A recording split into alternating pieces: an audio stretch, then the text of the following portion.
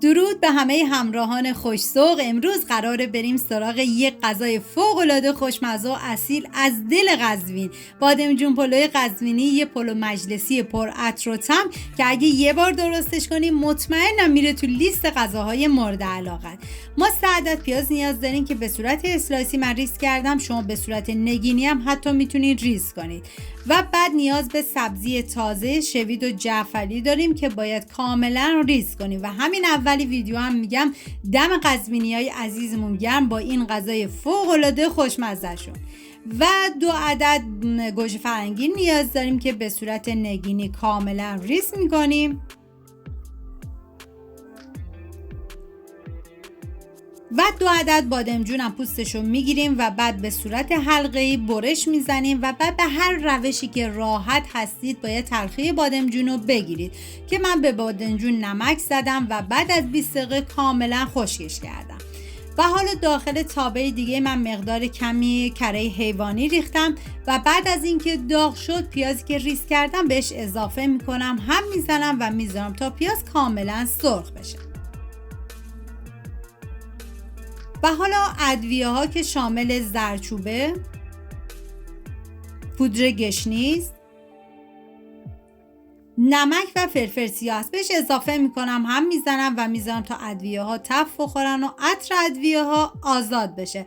ببینید تو رسیپی اصلیش پودر گشنیز نبود ولی پودر سیر بود و شما میتونید پودر گشنیز رو حذف کنید و پودر سیر بهش اضافه کنید که من سلیقم نبود پودر سیر رو حذف کردم.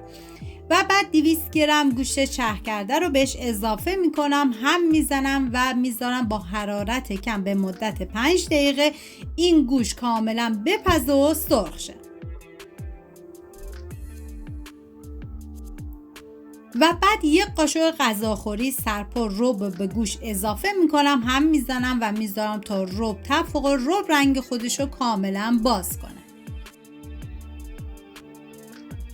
و گوجه فرنگی های ریز شده رو بهش اضافه میکنم، هم میزنم تا کاملا با هم دیگه مخلوط بشن و زمان میدم تا گوجه فرنگی هم کاملا سرخ بشه. واقعا جای تک تک شما دوستان عزیز خالی دست به کار بشین و این غذای فوق العاده خوشمزه رو درست کنید. و اینجا دیگه مواد کاملا آماده است و من یه هم میزنم و دیگه زیر حرارت رو خاموش میکنم. بعد داخل تابه دیگه من روغن سرخ کردنی ریختم و بادمجونا رو بهش اضافه کردم، گذاشتم تا بادمجون کاملا سرخ بشه و بادمجونای سرخ شده رو از روغن جدا کردم، گذاشتم الباقی بادمجون سرخ بشه. بعد داخل قابلمه دیگه آب ریختم، بعد از اینکه به جوش اومد برنج رو بهش اضافه کردم. ببینید برای کلا تهجین برنج باید کمی زنده تر باشه و دیگه آبکش میکنم و مقداری کمی کره ریختم داخل قابلمه و من 1 قاشق غذاخوری ماست و 1 زرده تخم مرغ، مقداری کمی گلاب و زعفرون با هم مخلوط کردم و ریختم داخل قابلمه و بعد از اون لایه اولو من برنج بهش اضافه میکنم.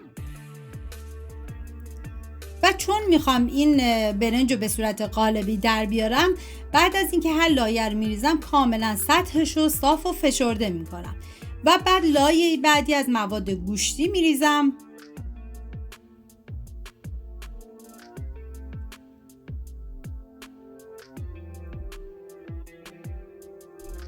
و بعد مقداری سبزی تازه روی گوشت میریزم.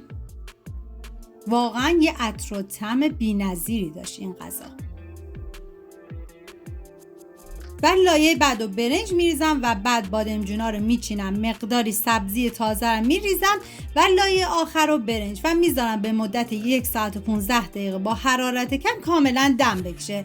امیدوارم این غذای خوشمزه هم دل شما رو گرم کرده باشه، مثل عطرش که دل خونه رو پر میکنه. اگه قبلا این غذا رو درست کردین و دوست داشتین برام بنویسید، لایک و سابسکرایب فراموش نشه که با انرژی شما ویدیو بعدی رو با عشق میسازم. اینم از غذای خوشمزه ما. امیدوارم درست کنید، در کنار خانواده از خوردنش لذت ببرید. تا یه خوشمزه دیگر، بدرود.